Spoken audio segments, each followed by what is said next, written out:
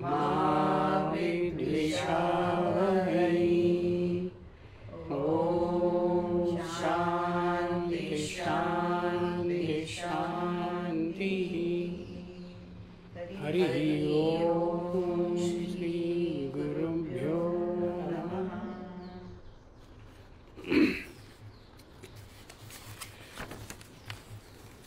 जीवन कसं असावं या अनुषंगानं आचार्यांनी शिष्यांना जो उपदेश केला तो 11व्या अनुवाकापासून आपल्या समोर आहे.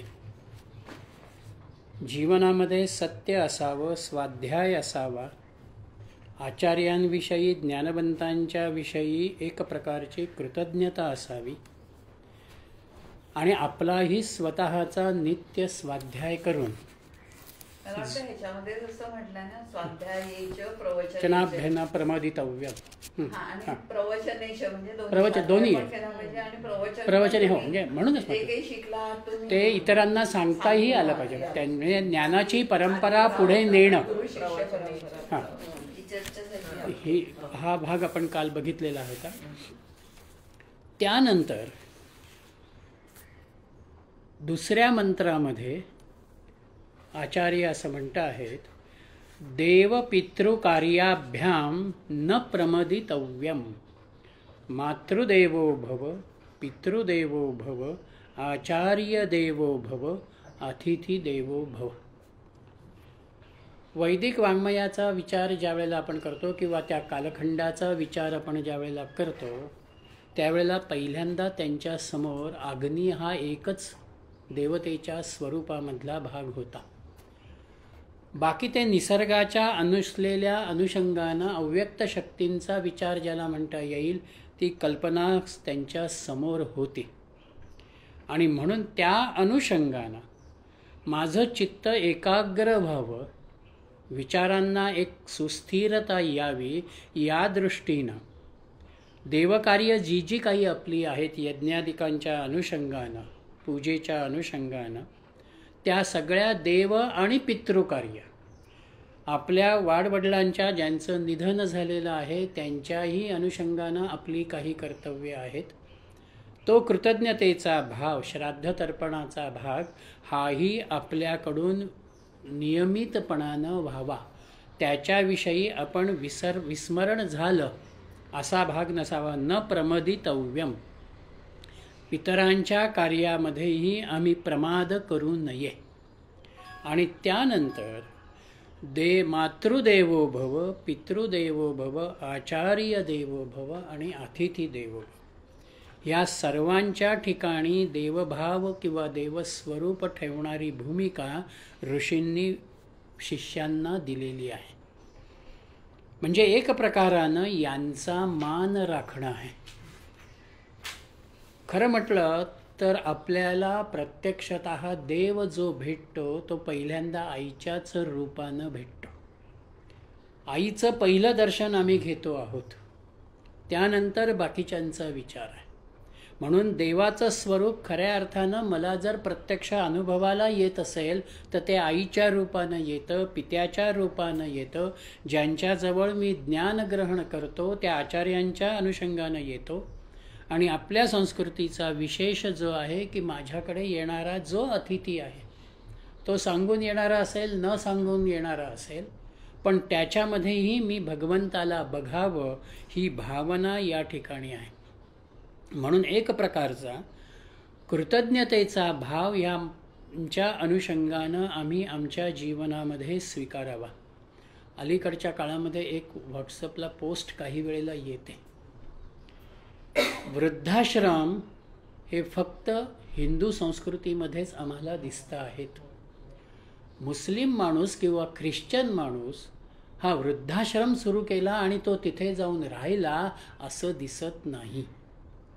याचा अर्थच असा आहे की आम्ही आमच्या आईवडिलांविषयी किंवा घरातल्या वडीलधाऱ्यांच्या विषयी एक प्रकारचा कृतज्ञतेचा भाव आज बाजूला ठेवतो आहोत किंवा तिथपासनं काहीसे कारणं काही असू शकतात काही वेळेला. पण एक प्रकारानं अशा पद्धतीनं आपण आपल्या आईवडिलांना वेगळं ठेवू नये किंवा त्यांच्याविषयीचा भाव वेगळा करू नये ही भूमिका शिष्याला पहिल्यापासून आचार्य देतात. जर हे मला आत्ताला लहानपणामध्येच संस्कारित झालं तरच उद्याला आईवडिलांच्या विषयीचा असलेला अस्तेवाईकपणा हा आपोआप माझ्यामध्ये त्या ठिकाणी येतो. पुढला मंत्र आहे यान्यवद्यानि कर्माणि तानि सेव्येतानि नो इतराणि यान्य अस्माकं सुचरितानि तानि त्वयोपास्यानि नो इतराणि. यानी अनवद्यानि कर्माणि जी जी कर्म निर्दोष आहेत तानि अजून एक आहे त्याला लागून. त्याला लागून पुढचं एक आहे. काही ठिकाणी पुढलाही घेतलाय. येके चास्मश्चेयसो ब्राह्मणाः तेषां त्वया असनेन प्रश्वितसव्यम्. माझ्यात पण वेगळं घेतलंय. इथे तीन प्रश्नसितव्यम का प्रश्वसितव्यम? प्रश्वसितव्यम. प्रश्व प्रश्व आहे. प्रश्व. या जी जी कर्म निर्दोष आहेत त्यांचेच आचरण करावे, इतराणी नो, इतरांचं नाही. यानी अस्माकं सुचरितानी, जी जी आमची कर्मे निर्दोष असतील ताने त्वया उपास्यानी, तेवढीच तुमच्याकडून अनुसरली गेली पाहिजेत. नो इतराणी, इतर दुसरी नाहीत. आणि पुढला येके चास्मश्रेयसो ब्राह्मणाः, जे कोण आपल्यापेक्षा श्रेष्ठ ब्राह्मण असतील तेषां त्वया आसनेन प्रश्विस्तव्यम, त्यांचा तू आसन पूजा दानादी भाग देऊन योग्य सन्मान करावा. म्हणजे इथे पहिल्यांदाही त्यांनी आचार्य देवो भव म्हटलं, इथेही पुन्हा त्यांनी आचार्यांच्या विषयीचा आदराचा भाव दिलेला आहे. यान्य अवद्यानि कर्माणि, आपली कर्म ही नेहमी निर्दोष स्वरूपाची असावीत. व्यवहाराच्या पातळीवरती जसं आपण म्हणतो की अरे माझ्या काम अगदी व्यवस्थित मी करतो, कामामध्ये चूक फारशी राहणार नाही, तसं नित्याच्या व्यवहाराचा भाग असेल, साधनेचा भाग असेल, आम्हाला आमचं कर्म हे निर्दोष स्वरूपामध्ये असावं, दोषरहित असावं, अशा रीतीचा भाव हा या ठिकाणी आहे. आणि आध्यात्मिक अंगानं जात असताना, आत्मनिष्ठ भूमिकेतून विचार करत असताना, कर्माचा विचार आम्ही ज्या वेळेला करतो त्यावेळेला ते कर्म खरोखर सर्वार्थानं निर्दोष असणं अत्यंत महत्त्वाचं आहे. कर्मातला दोष याचाच अर्थ माझ्यामधल्या विकारांचा कुठेतरी शिल्लक असलेला अंश. जोपर्यंत विकारांचा काही अंश माझ्यामध्ये शिल्लक आहे, मग तो लोभाच्या अंगानं असेल, मोहाच्या अंगानं असेल, आमच्या त्या कर्माला शुचिरभूतता येत नाही. म्हणून विकाररहित कर्म, निष्काम भावनेतून होणारं कर्म हा निर्दोष कर्माचा भाग आहे. आणि ज्या वेळेला मी निर्दोष कर्माचा विचार करतो तेव्हाच ज्ञानाच्या अंगानं एक संपन्नता आपोआप माझ्यामध्ये येते. आणि दुसरा भाग म्हणजे की जेवढं आम्ही निर्दोष कर्म करू तेवढा समाजालाही त्याचा उपयोग होतो, समाजालाही ते पोषक ज्याला आपण म्हणू ती भूमिका आमच्यामध्ये येते. मी जर आत्ता व्यवस्थित काम केलं तर यापुढे मला काम फारसं मिळणार नाही. म्हणून आज आपण जे बघतो, मग ते रस्त्यांचं बांधकाम असेल, अन्य एखादं सार्वजनिक काम असेल, आम्ही त्याच्यामध्ये कुठेतरी 20% 25% अशा पद्धतीची भूमिका ठेवतो, मटेरियल अशा पद्धतीचं वापरतो की पुन्हा मला तो ठेकेदारीचा भाग मिळाला पाहिजे, मला ते काम मिळालं पाहिजे.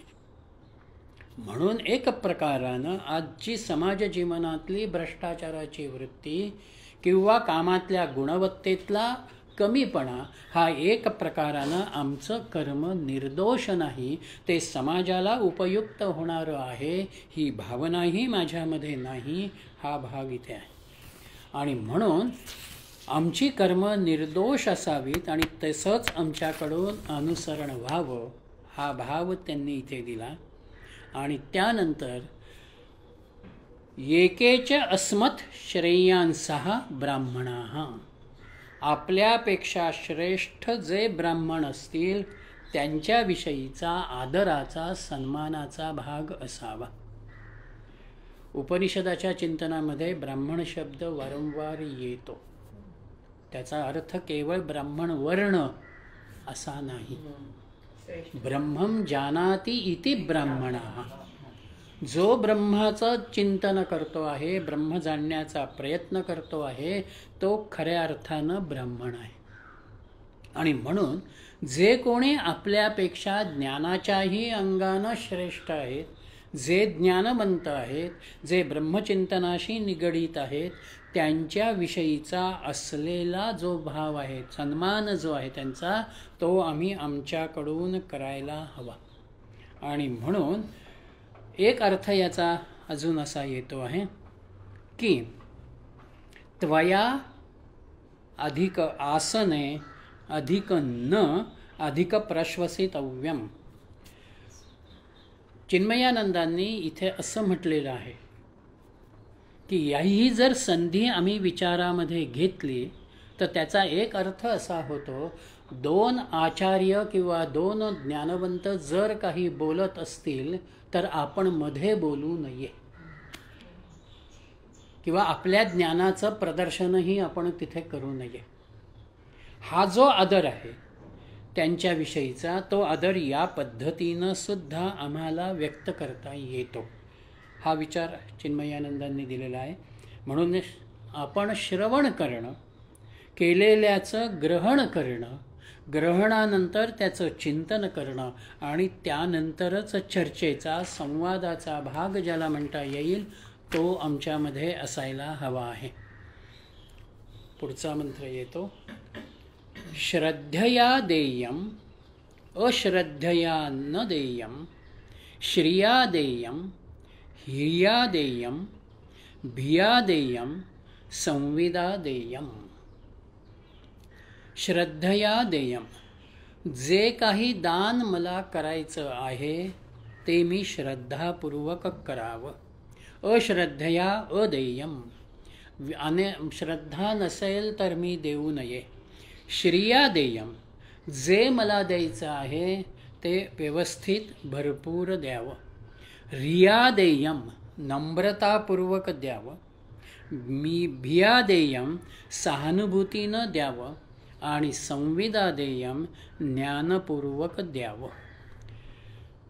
म्हणजे आम्ही जे जे काही दान करतो आहोत किंवा दानधर्माचा आमच्या संस्कृतीच्या अनुषंगानं असलेला जो विचार आहे त्या विचाराच्या अनुषंगानं इथे श्रद्धेनं मी द्यावं. जर माझी श्रद्धा नसेल तर मी अजिबात त्या ठिकाणी काहीही देऊ नये. कारण जेवढी श्रद्धेनं सात्विक वृत्तीनं मी देण्याचा प्रयत्न ठेवेन तेवढीच ती सात्विकता माझ्यामध्ये संक्रमित होते. आणि म्हणून श्रद्धेचा विचार हा एक प्रकारानं आपल्याकडे वारंवार मांडलेला आहे. तुम्हाला अभ्यास करायचा आहे, तुम्ही श्रद्धेनं करा. ज्ञान ग्रहण करायचं आहे, श्रद्धेनं ग्रहण करा. तेव्हाच त्याची आत्मीयता किंवा त्याचं ग्रहण हे अधिक चांगल्या रीतीनं तिथे येतं. म्हणून अश्रद्धा नसावी. 4 जण देता आहेत म्हणून मग ते मला काय म्हणतील असं म्हणत मी 5वा जर तिथे काही देणार असेल तर याचा अर्थ माझी श्रद्धा तिथे नाही आहे, मला मनापासून द्यायचं नाही आहे, केवळ लौकिकासाठी मी ते देतोय. हा अश्रद्धेचा भाग आहे. बरं, द्यायचं जे आहे ते आपण भरपूर द्यावं. याचा अर्थ मी माझी झोळी रिकामी करावी असाही नाही. मला जे मिळतं आहे त्याच्या अनुषंगानं मी देण्याचा प्रयत्न करावा. म्हणून शास्त्राचाही एक संकेत असा आहे की मी जे काही उत्पन्न मिळवतो आहे, दर महिन्याला असेल किंवा वार्षिक स्वरूपामध्ये असेल, मी त्याच्या किमान 10 ते 20% हे समाजकार्यासाठी दानधर्माच्या अनुषंगानं व्यतीत करावं. म्हणजे आम्हाला मिळणारं धन जे आहे हे धन नियमित स्वरूपामध्ये शुद्ध स्वरूपामध्ये राहतं. त्या धनावरती केवळ माझाच अधिकार आहे असं नाही. आणि म्हणून जे मला द्यायचं आहे ते मी व्यवस्थित द्यावं. रिया देयम, नम्रतेनं मी द्यावं. आणि ती नम्रता म्हणजे केवळ तू आलाय मग मी तुझ्या अंगावरती ओरडणार आहे आणि मग ते देणार आहे, किंवा तू कशासाठी दारासमोर आलास, तू तर धडधाकट दिसतो आहेस, कशाला हे मागतो आहेस, असं जे म्हणत आम्ही काहीतरी देत असतो, ही भूमिका नम्रतेमध्ये येत नाही.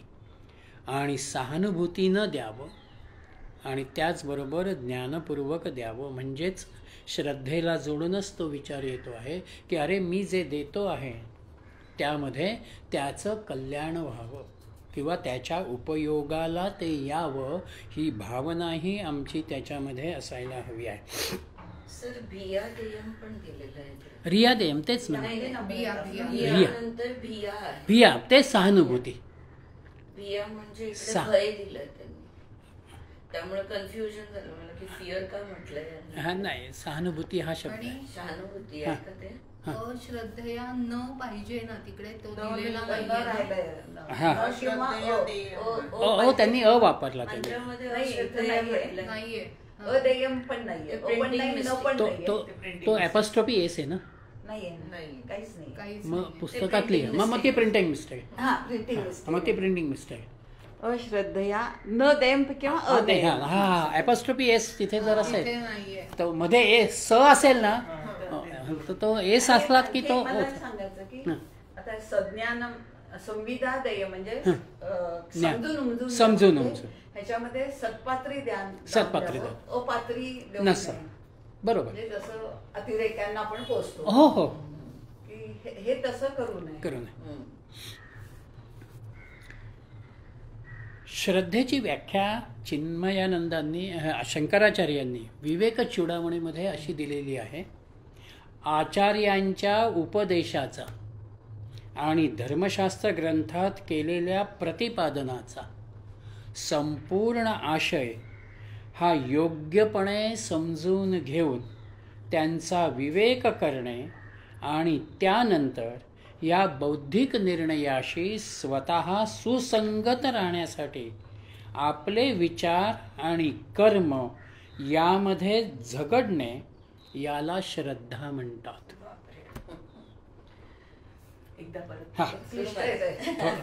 नाही बघा, आचार्यांच्या उपदेशाचा आणि धर्मशास्त्र ग्रंथात केलेल्या प्रतिपादनाचा संपूर्ण आशय हा योग्यपणे समजून घेणे. म्हणजे मी सांगितलंय तुम्हाला, पण मी सांगितल्याबरोबरच धर्मशास्त्रही आम्हाला काय सांगते किंवा श्रुती इथे काय सांगते आहे यांचा समन्वय किंवा यांना समजून घेत मी माझ्यातला विवेक आहे. म्हणून त्यांनी पुढे म्हटलेलं आहे त्यांचा विवेक करणे. मग ह्या दोघांच्या विचारांचा विवेक मी करावा आणि त्यानंतर बौद्धिक निर्णयाशी स्वतः सुसंगत राहण्यासाठी मी हे ऐकलं, श्रुतींमधून धर्मशास्त्रातनं मी समजूनही घेतलं, तरीही बुद्धीच्या पातळीवरती काही वेळेला आमचे प्रश्न शिल्लक असतात. बुद्धीमध्ये दोष असतो. बुद्धीलाही ते अरे मी हे कसं स्वीकारू किंवा इथे का किंवा पटणं न पटण्याचा भाग हा बौद्धिक निर्णयाच्या अनुषंगानं आपल्यामध्ये निर्माण होतो. म्हणून हा विवेकी विचार हा बुद्धीच्या सुसंगत राहण्याच्या दृष्टीनं जो विचार मी करतो आणि त्या विचारातून माझं कर्म ज्या वेळेला मी तयार करतो ती श्रद्धा, असं शंकराचार्य विवेक चूडामणीच्या अनुषंगानं म्हणतात. म्हणून कोणत्याही स्वरूपामध्ये आदरानं आम्ही आमचं दान करावं. समाजाची गरज ओळखून आम्ही दानाचा विचार त्या ठिकाणी करावा, ही दानाची संकल्पना त्यांनी दिली. म्हणजे माझं जीवन कसं असावं हाही विचार त्यांनी दिला. मी देवकार्य, पितृकार्य आणि मातापित्या यांच्याविषयी किती श्रद्धाभाव आणि आदर ठेवावा तेही सांगितलं. मी जे आत्मसात करतोय, मी जे मिळवतो आहे त्यामध्ये इतरांचाही अधिकार आहे या भावनेनं दानाची भूमिका ही त्या ठिकाणी त्यांनी मांडली. आणि पुढे त्यांनी असं म्हटलं कर्मात सर, एक मिनिट. हां हे श्रद्धा देयम एक झालं, हां श्रिया देयम 2 झालं, धिया देयम 3, भिया देयम 4 आणि संविधा देयम हा 5. हो. मग संविधा संविधा म्हणजे समजून ज्ञानपूर्वक ओके जाणून घेत. एखाद्या संस्थेला मी जर दान देत असेल तर त्या संस्थेचं कार्य काय आहे, तिथे काम करणारी मंडळी कोण आहे, ही माहिती मला पहिल्यांदा असायला हवी. केवळ ATGचं सर्टिफिकेट मिळतं म्हणून मी 10 संस्थांना पैसे देत सुटलो, ते योग्य नाही.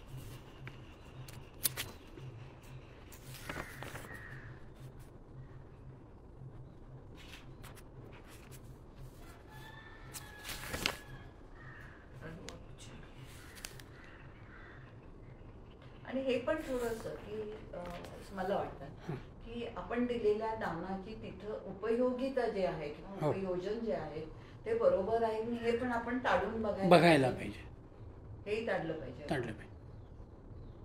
ते संविधामध्ये येईल का? हा, संविधानामध्ये.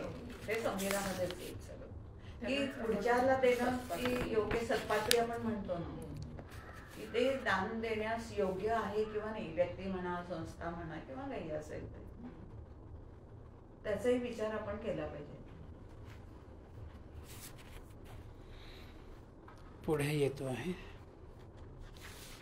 ये तत्र ब्रह्मणः अथ यदि ते कर्मविचिकित्सा वा वृत्तविचिकित्सा वा स्यात् ये तत्र ब्राह्मणाः सम्मर्षिणाः युक्ता अयुक्ताः अलक्षु धर्मकामाः सु यथा ते तत्र वर्तेरन् तथा तत्र वर्थेदाः अथा अभ्याख्यातेषु ये तत्र ब्राह्मणाः सम्मर्षिणाः युक्ता अयुक्ताः अलुक्षा धर्मकामाः स्युः यथा ते तेषु वर्तेरत तथा वर्तेदाः. कर्माचा विचार त्यांनी या ठिकाणी केलेला आहे. काही काही शब्द ह्याच्यामध्ये मिसिंग आहेत मला वाटतं. हां ते टेक्स्ट पुढे नाही ना घेतलं त्यांनी जोड पुढे वेगळा घेतलाय. तोडला असला तर कदाचित पुढे घेतला असेल. त्या ह्याच्यामध्ये यथा ते तुम्ही काहीतरी दुसरं शब्द हां यथा ते तेषु वर्तेरत. मिसिंग आहे. हां हां हां. अथ यदि ते कर्म व चिकित्सा यानंतर जर तत्र आहे आणि 6व्या मंत्रात तेषु आहे. जर कर्तव्यासंबंधी तुला काही शंका असेल वा वृत्तिचिकित्सा वास्यात सदाचारासंबंधी काही शंका असतील तत्र तेव्हा ये सम्मर्षिणाः जे उत्तम विचार करणारे विचारशील आहेत, युक्ताः अयुक्ताः, धार्मिक आत्मसंयमी स्वावलंबी, अलक्षाः दयाळू, धर्मकामाः धर्मनिष्ठ, ब्राह्मणाः स्यु ब्राह्मण असतील, यथा तेषु वर्तेरन ते जसे वागत असतील, तेषु तथा वर्थेदाः त्यांच्याप्रमाणे वागावे. अथ अभ्याख्यातेषु आता ज्याच्यावर कसल्या तरी गुन्ह्याचा आरोप करण्यात आलेला आहे अशांच्या बाबतीत काही संदेह उत्पन्न झालास तेथे जे विचारशील आहेत, आत्मसंयमी आहेत, स्वावलंबी, दयाळू, धर्मनिष्ठ ब्राह्मण असतील, ते जसे त्या स्थितीत वागले असतील तशा स्थितीत तू तसे वागावे. दोघांचाही विचार त्यांनी केलेला आहे. एक, मी कर्म करत असताना मला निर्माण होणारे जे काही संभ्रम आहेत त्या संभ्रमाच्या वेळेला मी काय करावं आणि एखादी व्यक्ती सम्मर्षींचा तो अर्थ आहे का? हां संभ्रम असणं. सम्मर्षिणः. एक प्रकारानं जीवन म्हटलं की तो संग्राम आहे. आणि त्या संग्रामामध्ये नेहमीच एक प्रकारानं विचारीपणानं राहणं, शास्त्राला श्रुतीला अनुसरून आम्ही असणं, इथे धर्मनिष्ठांचं मार्गदर्शन किंवा वडीलधाऱ्यांचं मार्गदर्शन ज्याला आपण म्हणतो तो भाग त्यांनी मांडलेला आहे. त्या अनुषंगानं त्यांचे हे 2 शब्द आहेत, कर्मचिकित्सा आणि वृत्तीचिकित्सा. कर्मचिकित्सेमध्ये कर्मकांडाचा भाग येईल आणि वृत्तीचिकित्सेमध्ये माझी वृत्ती या अनुषंगानं सदाचाराचा, नीतीचा विचार ज्याला आपण म्हणतो त्या अनुषंगानं येईल. म्हणून जिथे जिथे कर्माचा संभ्रम माझ्यासमोर येतो आहे किंवा नियमाच्या सदाचाराच्या अनुषंगानं माझ्यासमोर संभ्रम निर्माण होतो आहे, तिथे जे महानुभाव आहेत त्यांचं आचरण कसं आहे, आणि ते सुद्धा महानुभाव कोणते, तर उत्तम विचार करणारे, हा पहिला घटक. त्यांच्यातली असलेली धार्मिक वृत्ती, आत्मसंयमीपणा, स्वावलंबीपणा, धर्मनिष्ठता आणि ज्ञानसंपन्नता, हे ज्याच्याजवळ आहे त्याचं मी ऐकावं किंवा त्याचं अनुसरण मी करावं. सर हे शब्द द्या ना परत. धार्मिक वृत्ती, हां, त्याच्या पुढे धार्मिकता, स्वावलंबी, स्वावलंबी, आत्मसंयमी, दयाळू,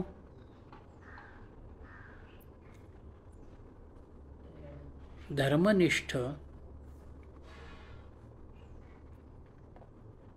आणि ज्ञानवंत. अलुक्षा याचा अर्थ काय? अलुक्षा धर्मकामा हा स्यू. अलुक्षा, लक्ष म्हणजे दया, अलक्षा हा म्हणजे दयाळू, अलुक्षा म्हणजे दयाळू. अलुक्षा धर्मकाम, धर्मनिष्ठ, ज्ञानवंत, शेवटचा ज्ञानवंत.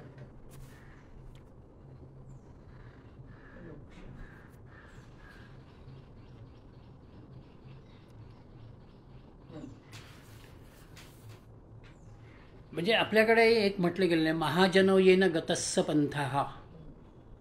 महाजन मोठे आहे खाली त्यांनी लिहिलेलं विवरणामध्ये विवरणामध्ये येतात. जे मोठे लोक आहेत ते ज्या मार्गानं जात आहेत त्या मार्गानं मी जावं. आणि हा तो गीतेचाच विचार आहे, धर्मस्य तत्वम निहितम गुहायाम महाजनो येन गतस्स पंथः.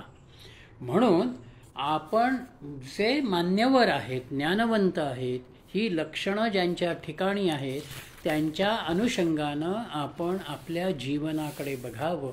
आणि जिथे जिथे माझ्यासमोर अशा रीतीचे संभ्रम निर्माण होणार असतील, कर्म करत असताना असेल, नीतीचं सदाचाराचं आचरण करताना असेल, त्यावेळेला ह्या महानुभावांच्याच मार्गदर्शनानं मी पुढे जावं. पुढे त्यांनी असं म्हटलेलं आहे, एष आदेशः एष उपदेशः एषा वेदोपनिषत् एतद् अनुशासनम् एवमुपासितव्यम् एवमुचैत्य उपास्यम्. एष आदेशः, असा धर्माचा आदेश आहे. एष उपदेशः, तसाच तो उपदेशही आहे. आणि एषा वेदोपनिषद, हे वेदांचं रहस्य आहे. एतत् अनुशासनम, ही ईश्वरी आज्ञा आहे किंवा याचं अनुसरण आम्ही करावं. एवम उपासितव्यम, आम्ही त्याचं पालन करावं. एवम उच एतत् उपास्यम, आणि खरोखर हेच पालन करावं. जे काही मी ज्ञान ग्रहण केलेलं आहे जीवनाच्या अनुषंगानं, या 11व्या अनुवाकामधल्या पहिल्या मंत्रापासून आत्तापर्यंत 6व्या मंत्रापर्यंत जी एक जीवनाची भूमिका माझ्यासमोर मांडली गेली, मी जीवनामध्ये कसं राहावं, काय करावं आणि काय करू नये, हे जे मला सांगितलं गेलं त्यालाच अनुलक्षण, हा शेवटचा विचार इथे ऋषी देत आहेत. एष आदेशः, ही आज्ञा आहे. पण जरी मी आज्ञा करत असलो तरी इथे अहंकाराचा भाव नाही. तर मी सांगितल्यानंतर तुम्ही त्याचं आचरण ज्या वेळेला करता त्यामध्ये तुमची उन्नती आहे, तुमचा विकास आहे, या भावनेनं मी हा आदेश देतो आहे. आणि हा उपदेश आहे, म्हणजेच त्या उपदेशाचं पालन मी ज्या वेळेला करतो, एखाद्या उपदेशाचं, एखाद्या मार्गदर्शनाचा स्वीकार ज्या वेळेला मी करतो त्यावेळेला त्याचा अनुभव मला येतो. म्हणून इथे त्या उपदेशाचा विचार जो आहे तो उपदेश माझ्या शरीरावरतीही परिणाम करतो, माझ्या मनावरही परिणाम करतो आणि माझ्या बुद्धीवरही परिणाम करतो. या तिघांच्या मधून एक तर्कसंगतता ही माझ्याबरोबर माझ्या जीवनामध्ये येते. आणि त्याचबरोबर विवेकी बुद्धी ज्याला आपण म्हणतो त्या विवेकी बुद्धीलाही एक आधार येतो. कारण छात्र केव्हा आहे तो? वयाच्या 8व्या वर्षी तो गुरुकुलामध्ये आलेला आहे, 12 वर्ष तो तिथे राहिलेला आहे आणि 20व्या वर्षी तो गुरुकुलातून बाहेर पडतो आहे. हे जे त्याचं तरुण वय आहे, इथे त्याचा विवेक पूर्ण विकसित झालेला नाही. बाहेरच्या प्रलोभनांना काही वेळेला तो बळी पडू शकतो किंवा त्याच्या अधीन होऊ शकतो. म्हणून गुरु त्याला इथे हे सांगतायत की तुला जर आता इथून बाहेर पडल्यानंतर जीवनात उभं राहायचं आहे, समाजात उभं राहायचं आहे, तू तुझ्या व्यक्तिगत जीवनाला आता प्रारंभ करतो आहे, तेव्हा आम्ही जे काही तुला आत्तापर्यंत सांगितलेलं आहे हा एक प्रकारचा आदेशही आहे आणि तो उपदेश पण आहे. त्याच्यातून तुझ्यामधला विवेक जो आहे तो विवेक तू तयार करायचा आहेस. त्या एक मिनिट मला असं म्हणायचं, तर तो विवेक गुरु जागृत करतात. हो, पण मग त्याच्यामध्ये झालाय की नाही हे ते गुरुलाही कळतं. नाही समाजात गेल्यानंतर समाजात गेल्यानंतर हा हा म्हणजे ती त्याची कपॅसिटी आली पाहिजे, आली पाहिजे. तो समाजामध्ये जातोय त्यावेळेला त्याच्यामध्ये ही कपॅसिटी आली आहे की नाही हे गुरु ओळखतात. तर मला हे ओळखतात. म्हणायचं. हो नाही, गुरु त्याला पूर्ण समजून देता आहेत, त्याच्यापर्यंत तो विषयही पोचलेला आहे. आता तू प्रॅक्टिकलला बाहेर पडतो आहेस, त्यावेळेला हे याच्याच पद्धतीनं गेलास तर तुला काही त्रास नाही आहे. इथे जर तू तुझ्या विवेकाला पुढे मागे करत राहिलास तर मात्र तुला कदाचित त्याच्यातून सिच्युएशन समाजामध्ये असणाऱ्या हां वेगवेगळ्या सिच्युएशनला त्याला फेस करायचं आहे, ते तू समजून घे. इथून बाहेर पडल्यानंतर जे जे तुझ्या समोर येणार आहे ते ते तू समजून घे, हा भाव त्यांचा सांगण्याचा त्याच्यामध्ये आहे. आणि याला कसं आहे, मला गुरूंनी सांगितलं हा जरी भाग असला तरी सुद्धा पुढे त्यांनी तिसरा शब्द जो वापरलेला आहे एषा वेदोपनिषद, म्हणजे वेदांची ही आज्ञा आहे किंवा वेदांचं हे रहस्य आहे. म्हणजे मी स्वतःला कुठेतरी एक आधार, अरे नाही यांनी सांगितलेलं आहे. व्यक्तीच्या बाबतीमध्ये कदाचित मी सापेक्ष होऊ शकतो, ठीक आहे तुम्ही सांगितलं तर मी ऐकलं, हे आई सांगतात मला, मी यांचंही ऐकतो. परंतु इथे अरे हा मूळ वेदांचा विचार आहे जो मी 12 वर्ष शिकलेलो आहे, श्रुतींचं चिंतन मी केलेलं आहे, तिथून ते आलेलं आहे. आणि म्हणून एतत् अनुशासनम, म्हणून वेदांमध्ये आज्ञा पण आहेत आणि वेदांनी तत्वचिंतनाच्या अनुषंगानं ज्याला रहस्य म्हणावं तो भावही तिथे आहे.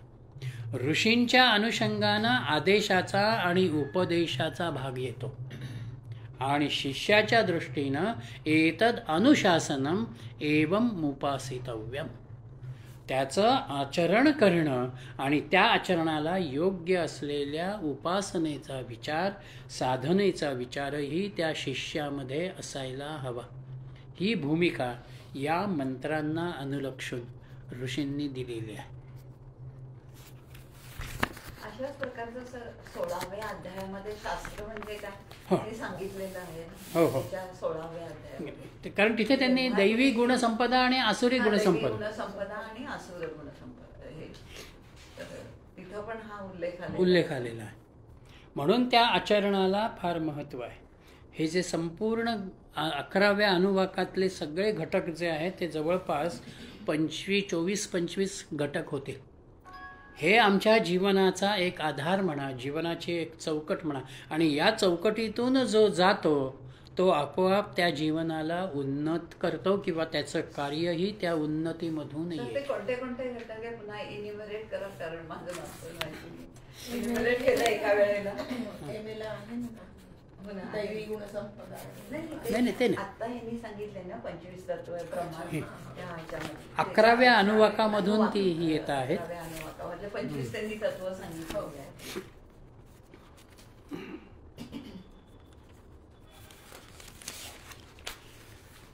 इथे ते म्हणतात की हे सगळे मिळून 7 हेडिंग बनतात. हां, तुम्ही सांगा 7 विषय बनतात. पहिल्यांदा सत्यम वद, सत्यम. धर्मम चर, स्वाध्यायाकडे दुर्लक्ष नको. ज्या गुरूंकडनं मी ज्ञानग्रहण करतो आहे त्यांच्याविषयीचा आदराचा, त्यांचा सन्मानाचा भाग आहे. गृहस्थाश्रम मी स्वीकारतो. तो गृहस्थाश्रम स्वीकारल्यामुळे प्रजाविस्तार आहे, वंशवृद्धी आहे. सत्यापासून विचलित न होणारी भूमिका, अधर्मानं न वागणारी भूमिका, स्वकल्याणाकडे दुर्लक्ष करू नये. स्वकल्याण म्हणजे आपण त्याही वेळेला बघितलं, कल्याण याचा अर्थ आत्मोन्नतीचा भाग. माझा आनंदाचा भाव मला कसा वृद्धिंगत करता येईल. भौतिक संपत्ती हे माझं कल्याण नाही.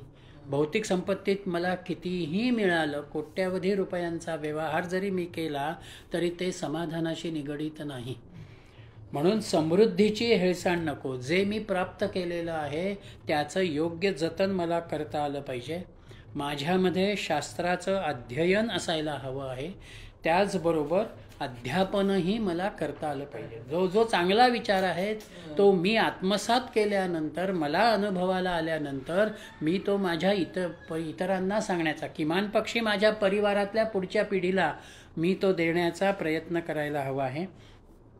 त्यानंतर देवपितृकार्य आहे.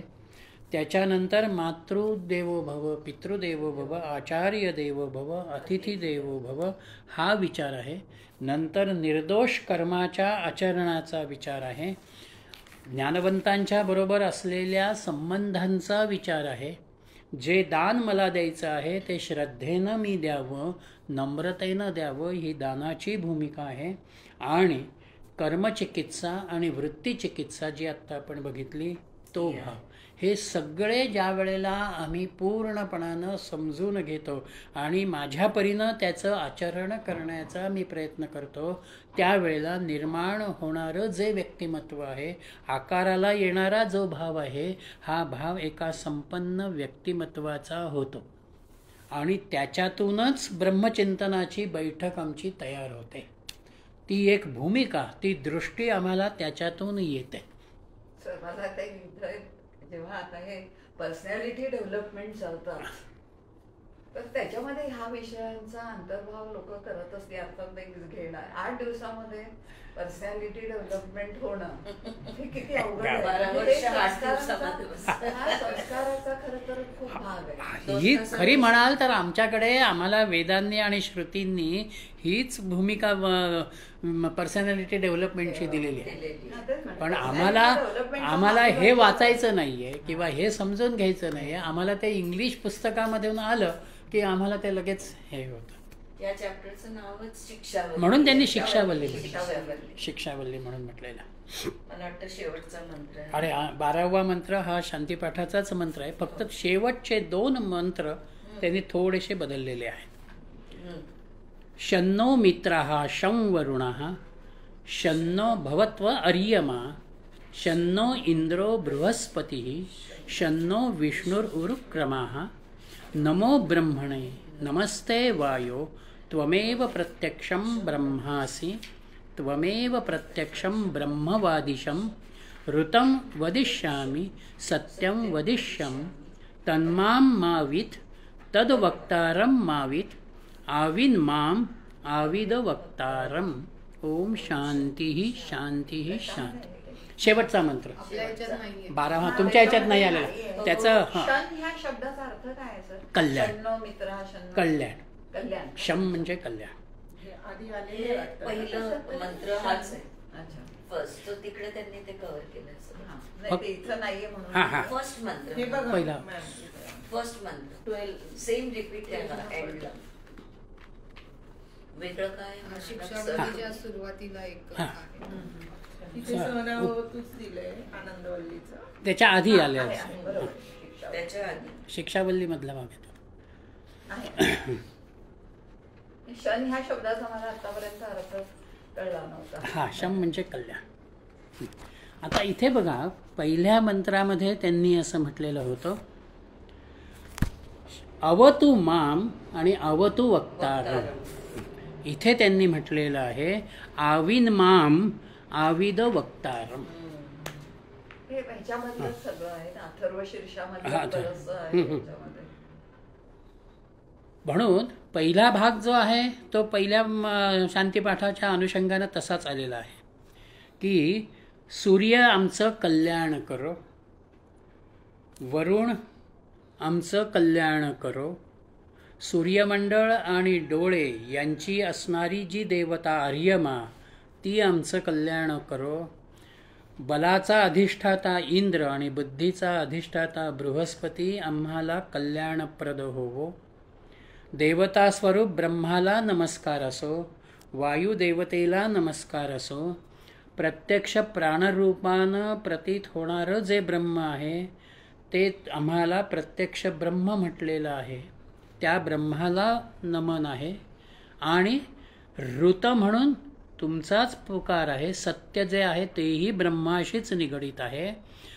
तत्माम आवीत, इथे त्यांनी बदल केला. पहिल्यांदा त्यांनी असं म्हटलेलं होतं पहिल्या मंत्रामध्ये, आमचं रक्षण करा. गुरु हा, अवतु माम अवतु वक्तारम, अवतु माम अवतु वक्तारम. म्हणजे गुरूंचंही रक्षण कर, शिष्यांचंही रक्षण कर, गुरु शिष्य दोघांचंही रक्षण कर. हा भाव अभ्यासाच्या सुरुवातीला होता. आता आम्ही अभ्यास करत इथपर्यंत आलो, तिथे त्यांनी असं म्हटलेलं आहे की आमचं कल्याण हो, तू आमचं रक्षण केलेलं आहेस. म्हणून तन्माम आवीत, तद वक्तारम आवीत, आविन माम आविद वक्तारम. तुम्ही आमचं रक्षण केलेलं आहे, तुम्ही आचार्यांचं रक्षण केलेलं आहे, तुम्ही आम्हा दोघांचं रक्षण केलेलं आहे. म्हणजे आम्ही जो काही अभ्यास केलेला आहे तो अभ्यास तुमच्यामुळे झाला.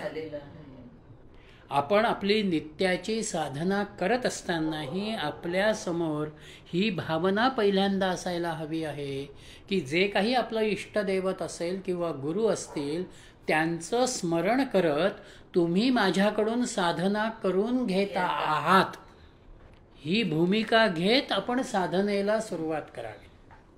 आणि साधना जिथे थांबते तिथे तुम्ही माझ्याकडून ही साधना करून घेतली, हा कृतज्ञतेचा भाव आहे. म्हणून इथे त्यांनी शेवटी म्हटलं की आमचे रक्षण तुम्ही केलेलं आहे, तुम्ही आम्हाला सांभाळलेलं आहे.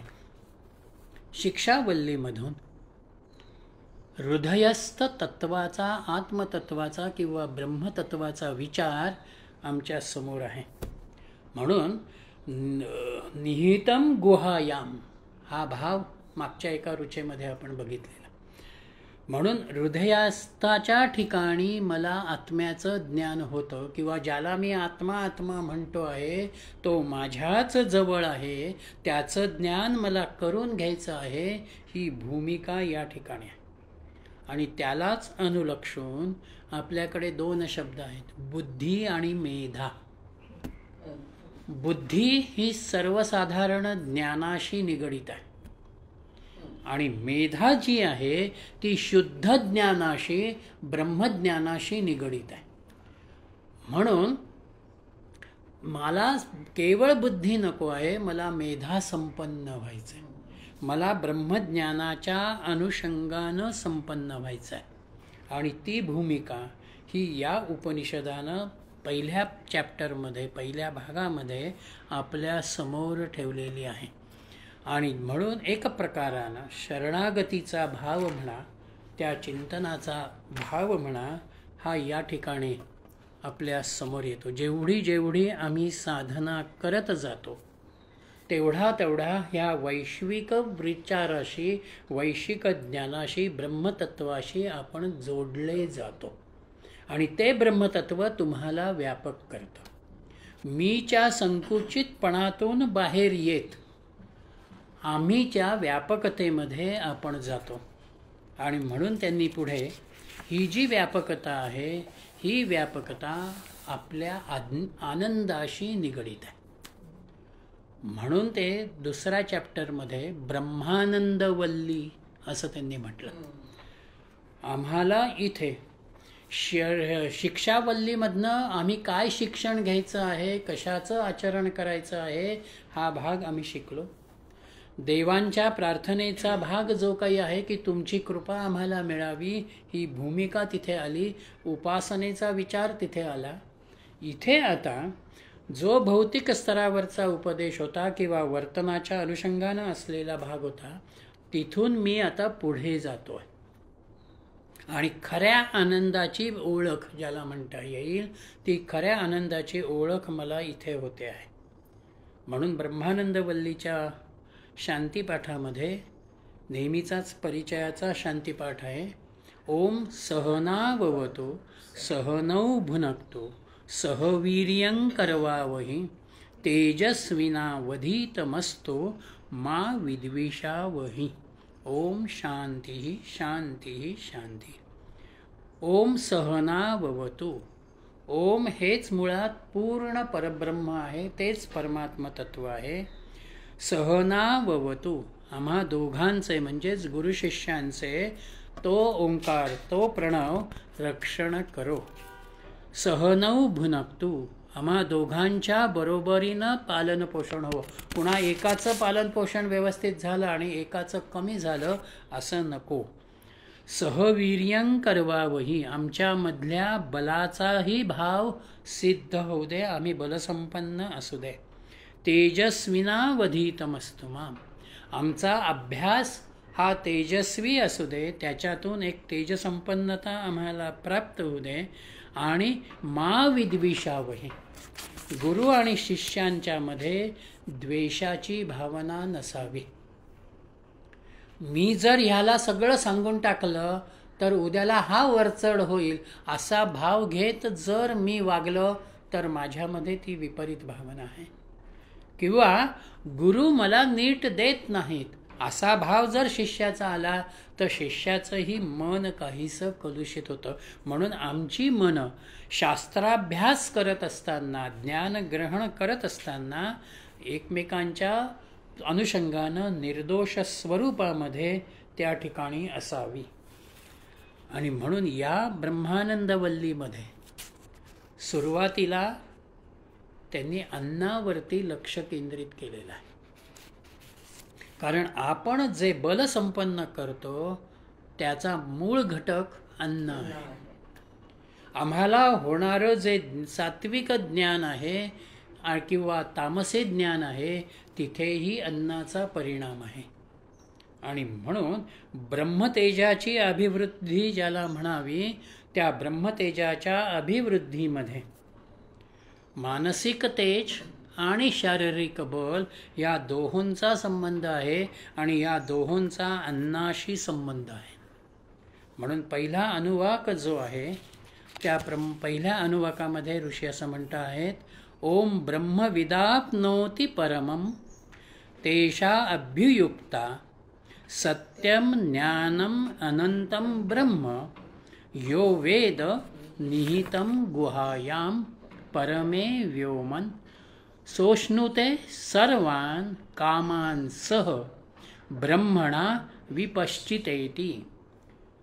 ब्रह्मविद परम आपनोति, ब्रह्मज्ञानी परब्रह्माची प्राप्ती करून घेतो. जो ब्रह्माचं चिंतन करेल तो त्या परब्रह्मापर्यंत जातो शकतो. तत् एषा अभ्युक्याः, ही गोष्ट श्रुती या ठिकाणी सांगते आहे. आणि ते ब्रह्म कसं आहे तर सत्यम ज्ञानम अनंतम, ते नित्य सत्य स्वरूप आहे, ते ज्ञानस्वरूप आहे आणि ते अनंतही आहे. मग असं ब्रह्म या म्हणजे जो कोणी साधक परमे व्योमन विशुद्ध आकाशामध्ये ते असून गुहायाम निहितम वेदा प्राणिमात्राच्या हृदयामध्ये ते लपलेलं आहे असे जाणतो. सहा म्हणजे तो विपश्चिता ब्रह्मणा सह सर्व कामान अश्नुते सर्वज्ञ अशा परब्रह्मा सकट सर्व कामनांची तृप्ती करून घेतो असं ही ऋचा सांगते आहे. ब्रह्माचं स्वरूप त्यांनी आमच्या समोर ठेवलेलं आहे. पहिल्यांदा माझं चित्त मी एकाग्र करतो. ते चित्त एकाग्र होताना मनाचाही एक सुसंघटितपणा ज्याला म्हणतात, बुद्धीचा भाव म्हणा, स्थिरता म्हणा, ही आपोआप त्या ठिकाणी येते आणि मनबुद्धीच्या अनुषंगानं आम्ही या ब्रह्मतत्वाच्या अभ्यासाकडे काहीसे वळतो किंवा त्याला समजून घेण्याचा प्रयत्न जो आहे, आत्मचिंतन किंवा आत्मसंशोधन ज्याला म्हणूया, तो भाव इथे आहे. म्हणून या तैत्तिरीय उपनिषदाच्या केंद्रीभूत सूत्रामध्ये स्वचं ज्ञान हा बिंदू आहे. मी मला पूर्णपणानं जाणून घ्यायचं आहे. मी माझ्यामधल्याच ब्रह्मतत्वाला अनुभवायचं आहे. मी माझ्यामधल्याच आनंदाची अनुभूती मी घ्यायची आहे. आणि ही अनुभूती घेत असताना मी ते कशा रीतीनं विकसित होतो, तो विचार त्यांनी इथे पंचकोशाच्या आधारानं घेतलेला. म्हणून पुढल्या ऋचांमध्ये आपल्या समोर पंचकोशाच्या अनुषंगानं काही ऋचा येतात. माझं अन्नमय कोश, प्राणमय कोश, मनोमय कोश, विज्ञानमय कोश आणि शेवटचा आनंदमय कोश. इथे मी कसकसा पुढे पुढे जात राहतो आहे, कसा विकसित होतो आहे, हा विचार त्यांनी या ठिकाणी घेतलेला आहे. आणि असं ज्या वेळेला मी जाणतो, त्याच वेळेला ब्रह्मम ओम ब्रह्मविदाप्नोती, माझ्यामध्ये ती ब्रह्म जाणणारी एक अवस्था मला अनुभवाला येते. म्हणून जो ब्रह्म जाणण्याचा प्रयत्न करतो तोच त्या तत्वाची प्राप्ती करून घेतो. ज्याला ती जाणण्याची इच्छा नाही त्याला ती अनुभूती येणार नाही. म्हणून माझ्या जीवनाचं खरं ध्येय किंवा साध्य जर कुठलं असेल तर ते ब्रह्माला जाणणं आहे. आणि त्या ब्रह्म जाणणारा भाव मंडूकोपनिषदातही आलेला आहे. तिथेही हीच विचारधारा तुम्हाला दिसेल. तिथे त्यांनी असं म्हटलेलं आहे, स यो ह वै तत्परमं ब्रह्मवेद ब्रह्मैव भवती. जो ब्रह्म जाणतो, जाणण्याचा प्रयत्न करतो, तो ब्रह्ममय होतो. म्हणून आम्ही जर ब्रह्माला जाणण्याचा प्रयत्न केला तर आम्ही ब्रह्मापर्यंत जाऊ शकतो. ही भूमिका या ठिकाणी. आता विद हा शब्द या ठिकाणी आलेला. ब्रह्मविद, ओम ब्रह्मविद आपनोती परमम. विद म्हणजे जाणणे. इथे दोन भाव आले जाणण्यामध्ये. एक जाणणारा आणि जे मी जाणतो आहे ते ज्ञान, हे दोन घटक येतात. पण त्याच विदचा दुसरा अर्थ आहे शोध घेणं, अनुभूती घेणं. तिथेही जाणण्याची भूमिका आहे. अनुभव म्हणजे अधिक खोलवर ॲप्लिकेशनमधून येणारी अनुभूती. म्हणून इथे जो अर्थ येतो विदचा, तो म्हणजे मी मला जाणण्याचा प्रयत्न करणं.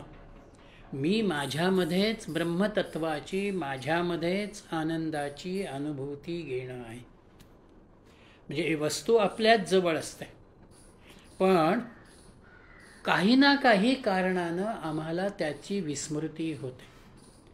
माझा चष्मा मी डोक्यावर लावतो, पण चष्मा कुठे असं म्हणत मी घरभर फिरतो.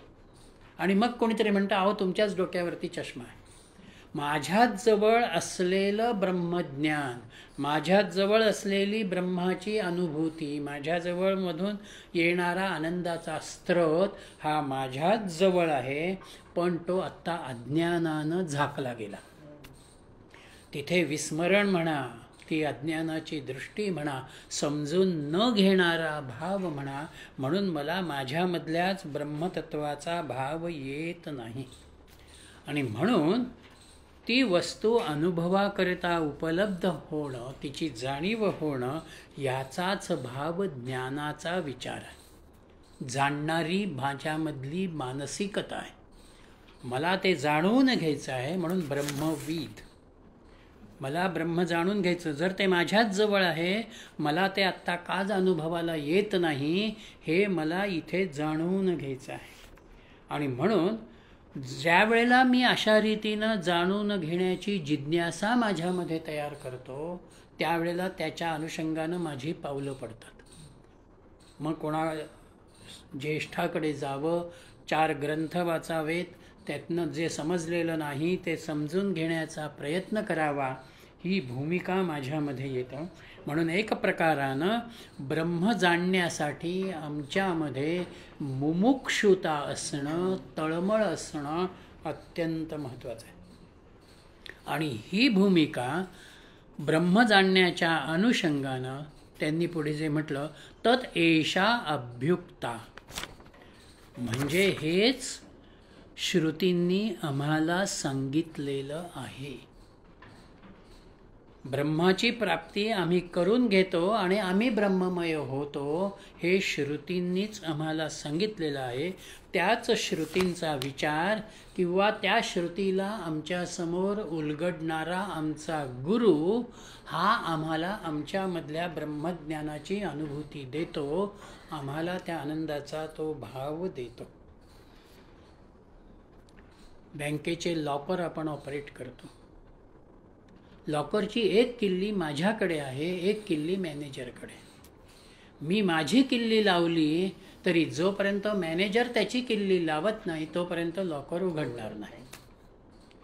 गुरूंकडून मला हे ज्ञान समजून दिलं गेलं की मला माझ्यातल्या अज्ञानाची जाणीव होते. ते अज्ञान मी दूर करण्याचा प्रयत्न करतो आणि मग मला ब्रह्माचा अनुभव येतो. म्हणून इथे त्यांनी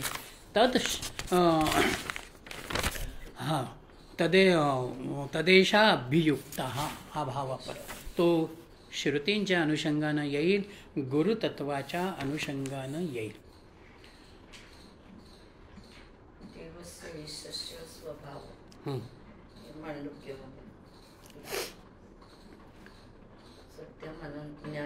म्हणून मग आता ते जे ब्रह्म आहे ते ब्रह्म कसं आहे? सत्यम ज्ञानम अनंतम.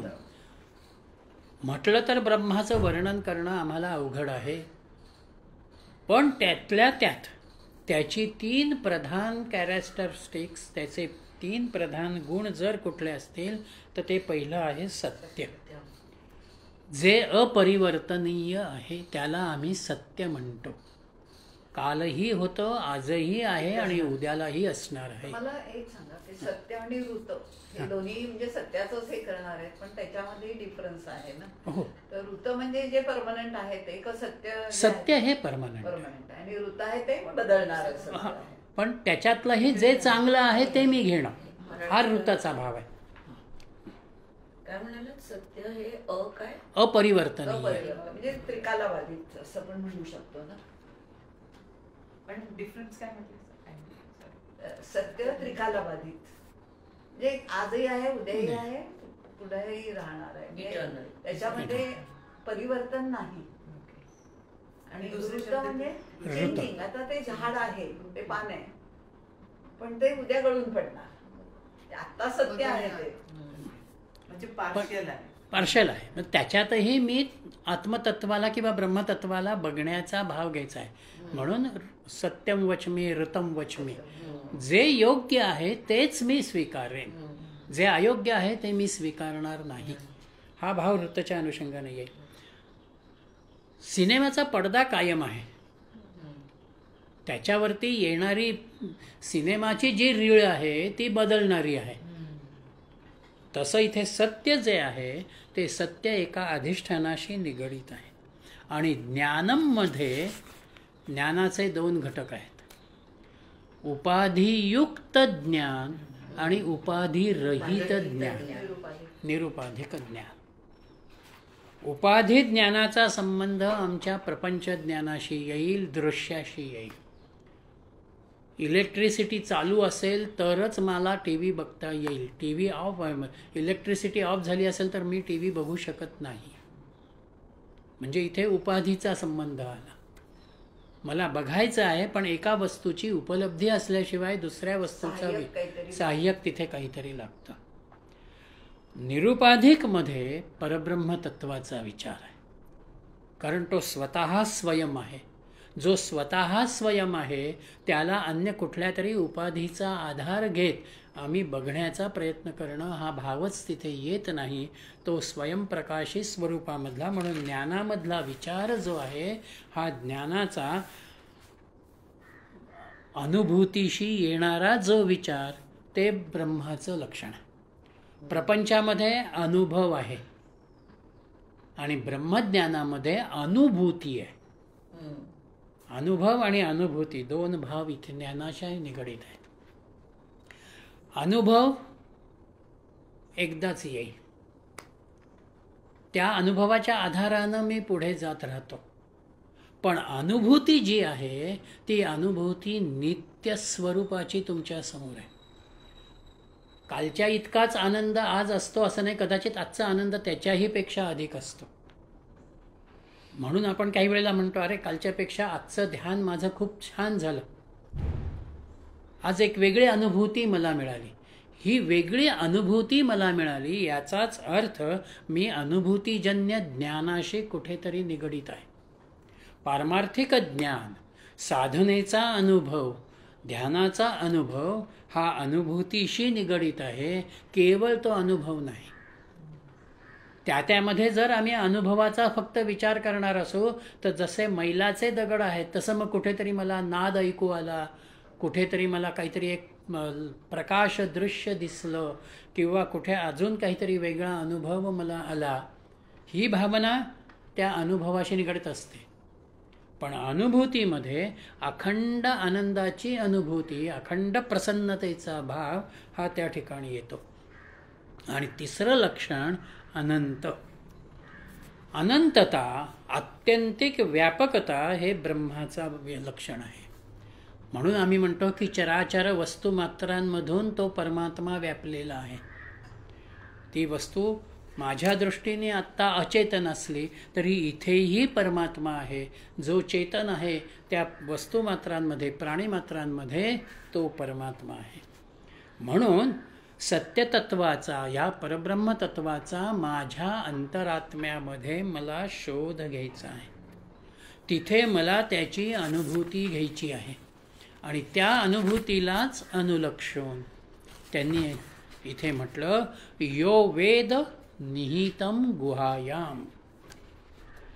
हे माझं आत्मतत्वाचं ज्ञान जे आहे, हा अनुभव जो आहे तो मला माझ्याच जवळ घ्यायचा आहे, माझ्याच अंतरंगामध्ये त्याची अनुभूती आहे. आणि म्हणून स्वामी विद्यानंदांनी तिथे निहितम गुहायामचा अर्थ घेताना भ्रूमध्यामधलं ब्रह्मस्थान असा विचार दिलेला आहे. आणि हृदयस्थ गाभारा किंवा आकाशस्थ भावना ही भूमिका काही अन्य अभ्यासकांनी त्यांच्यामध्ये, माझ्याच हृदयस्थाच्या ठिकाणी, माझ्याच अंतःकरणामध्ये मला त्या ब्रह्मतत्वाची अनुभूती येते.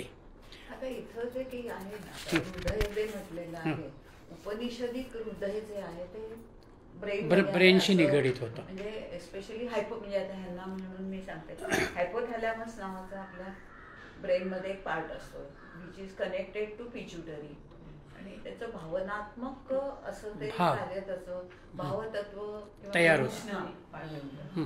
तर ते हृदय, म्हणजे इतके दिवस आमची संकल्पना होती की हृदय म्हणजे आपल्या छातीमध्ये असलेलं हृदय. ब्लड हृदय हा प्रकार नाही. ब्लड हृदय हा बॉडीचा पार्ट आहे. तो अध्यात्माशी येत नाही. हृदय जे आहे आणि जे म्हणतात राईट साईडला आहे ते काय तर आपण आपलं फिजिकल हृदय लेफ्ट Left. पण द सोल म्हणतात जे दृष्टा ते प्राणतत्वाचा भाग किंवा आत्म्याच्या अनुषंगानं आपण जे म्हणतो त्याला ते राईट पोझिशन म्हणतात की माझं अंतःकरण इथे आहे, माझातला शुद्ध भाव हा या ठिकाणी आहे, म्हणून त्याला ते राईट शब्द काही ठिकाणी त्यांनी तो राईट वापरलेला आहे. ब्रेनशी संबंधित या अंगानंही घेतलेला आहे. इथे ब्रह्मस्थान आहे म्हणून भ्रूमध्यातल्या ब्रह्माचा भाव असाही भाव त्या परब्रह्म तत्वाच्या निहितम गुहायाम या अनुषंगानं तो येतो. आणि अशा परब्रह्माच्या बाबतीमध्ये मला ज्या वेळेला प्राप्ती होते, परमे व्योमन, विशुद्ध आकाशामध्ये असणारं हे परब्रह्मतत्व ज्या वेळेला मी जाणतो त्यावेळेला सोष्णुते सर्वान कामांसह, आपल्या सगळ्याच कामनांची तृप्ती होते. मुळात म्हणताना त्यांनी इथे सर्वान कामान म्हटलेलं आहे कारण परब्रह्म तत्वामध्ये तुम्हाला सगळं काही द्यावं ही शक्ती अंतर्भूतच आहे, तोच तुम्हाला देत असतो. म्हणताना मी म्हणतो अरे मी इतकी मेहनत घेतली आणि मी हे कमावलं, पण तुला मेहनतीला सिद्ध करणं आणि ते उपलब्ध करून देणं हे त्याचंच कार्य असतं, त्याचं नियोजन असतं. म्हणून अरविंदांचं जे वचन आहे की this world is well divine and design. डिझाईनमध्ये अरविंद म्हणतात की या विश्वाला रचनाच आहे, तुम्ही त्या रचनेमध्ये ढवळाढवळ करू शकत नाही, त्याच्याच अनुषंगानं तुम्ही तुम्हाला दिलेलं काम घेत पुढे जात असता. म्हणून माझ्या मागण्या मान्य झाल्या नाही म्हणून मी संप केला असं मी आत्ता म्हणतो, पण तो संप होणार हे त्या नियतीनंच ठरवलेलं असतं तिच्या वेळापत्रकात. जसं भगवद्गीता म्हणजे अर्जुन हा निमित्त आहे मारणारा, मुळात ते तसं घडणारच आहे हे भगवंत अर्जुनाला पटवून देतोय. तसं इथे मुळात इच्छा सगळ्या त्याच्याच ठिकाणी आहेत, त्या पूर्ण करण्याचं सामर्थ्यही ब्रह्मतत्वामध्ये आहे. आणि गंमत अशी आहे की आपली येणारी सगळी सुख ही आत्मतत्वामधूनच येतात.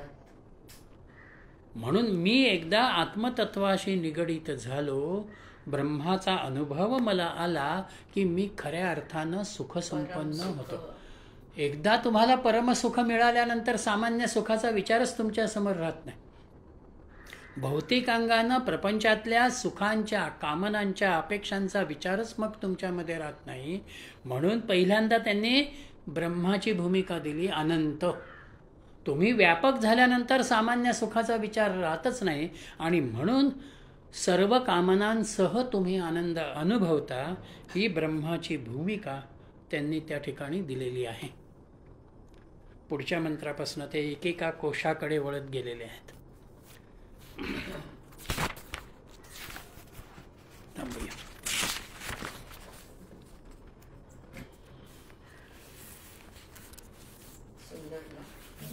हे तैतरी उपनिषद जास्त मला ते आवडतं. एक ओंकार